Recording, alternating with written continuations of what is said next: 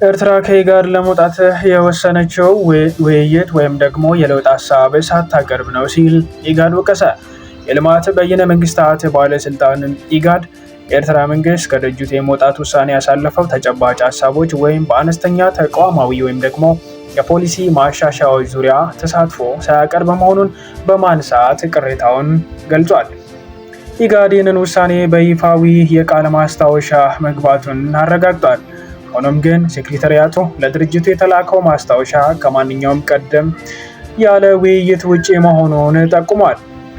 ያለፉት ሁለት ኢጋድ እንዳስታወሰው ኤርትራ ለሁለት አስርት ዓመታት ያህል በራሷ አባሎቿን ካገደች በኋላ እንደ አውሮፓውያን አቆጣጠር ሰኔ 2023 በተካሄደው 14ኛው የልዩ መሪዎች ጉባኤ ላይ በሁሉም አባል አገሮች በሞቃት አቀባበል ወደ ድርጅቱ ተመልሳ ነበር።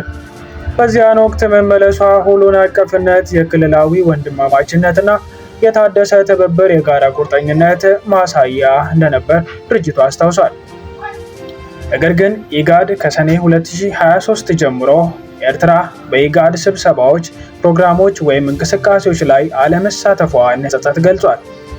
ሴክሬታሪያቱ በዚህ ጊዜ ሁሉ ትህትና፣ በጎ ፈቃድ ሲያሳይ እንደቆየና ለገንቢ ተሳትፎ ክፍት እንደነበር አሳውቋል።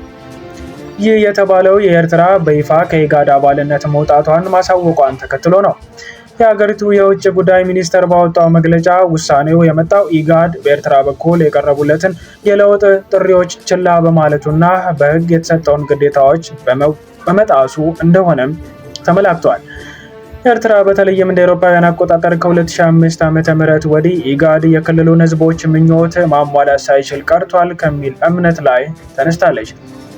በምትኩም ኢላማ በተደረጉ አባል አገሮች ላይ በተለይም ኤርትራ ላይ የሚሰራ መሳሪያ በመሆን ጎጂ ሚና ተጫውተዋል በማለት ወቅሳለች።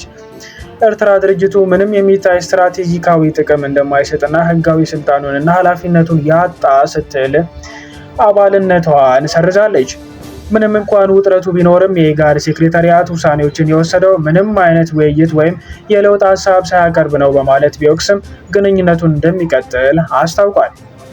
ኢጋድ የኤርትራ መንግስት ውሳኔውን እንደገና እንዲመለከት፣ ሰላም፣ መረጋጋትና የክልሉን ልማት የሚረዱ የጋራ ግንቦች ለማራመድ ሙሉ በሙሉ በበጎ ፈቃድ ወደ ድርጅቱ እንዲመለስ ጥሪውን አቅርቧል።